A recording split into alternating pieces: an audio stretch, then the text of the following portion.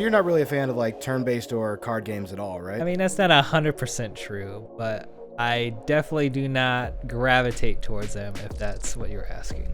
I'm going to try and convince you to play the best turn-based card game to come out in years, Marvel's Midnight Suns.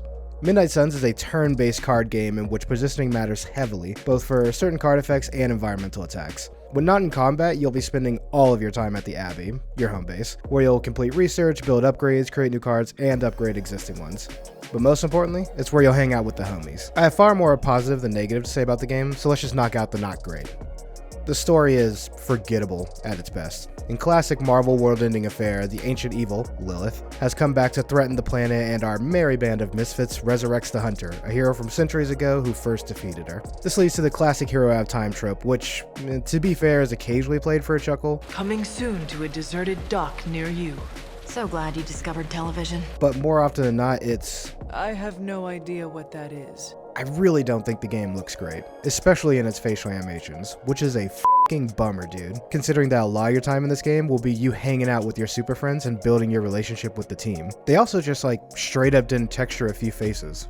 Like, look at Peter Parker. He basically looks like a Ken doll that they dressed up. What is going on with that sweatshirt? Is it tight or is it loose? I don't know. Lastly, I don't think the voice acting for your main character is great. We are one deadly duo, or should I say more like a trio with a spirit. Which transitions perfectly into what I think is great about the game. The voice acting and writing for the rest of the cast is pretty great, except for maybe Iron Man. It's a weird direction. How am I supposed to contribute when I don't know how reality works on any given day? And it's a good thing that the writing around your super compatriots is pretty stellar, because you're going to be spending a lot of time with them between missions. I genuinely looked forward to coming back from a mission and just unwinding by playing cards with Wolverine. Firaxis really screwed up by not letting us date the cast. Like, I just want a Blade. Let me. Hanging with your super friends is dope, but where the game really shines is the combat.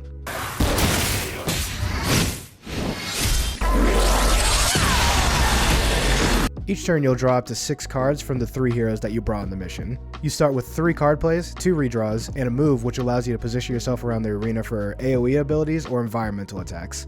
The move action is actually really versatile. When fully upgraded, it can be used for damage, card draw, or to remove negative status effects, but you only get 1 move action per turn. This one thing is indicative of the entire combat system in general. You're constantly making tough choices about how to spend your incredibly precious resources.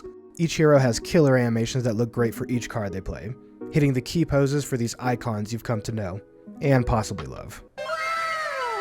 They also do a really great job of communicating impact in this game. The hits just feel powerful.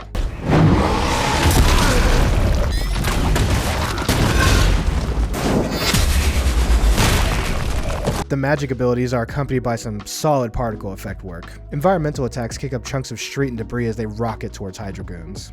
And to cap it off, each time you defeat an enemy, a ridiculously comical KO echoes in the game. Time. It's so dumb. I love it. Lastly, I think this game actually has a really great difficulty system. The 2 settings above normal each have 3 tiers, and each of those tiers unlock depending on how many missions you played and how well you did on them. So it leads to this nice gradual increase in difficulty that never feels like an unmanageable jump. Plus, if you do bump up the difficulty and get rocked, you can either A, upgrade some cards, get a level or 2, take blade fishing, have him tell you you're his best platonic friend. I'll always have your back, Hunter. But not in the way you want. Or B, just kick the difficulty down 1 or 2 tiers. Overall, the game lacks polish for sure. The graphical fidelity is a real shortcoming, but where it matters, it delivers 100%. The package as a whole overcomes any technical and graphical issues it has. However, I think $70 is way too pricey for this game. Even $60 is maybe asking a bit much, but $50 I think is fair, and anything below that would be a steal.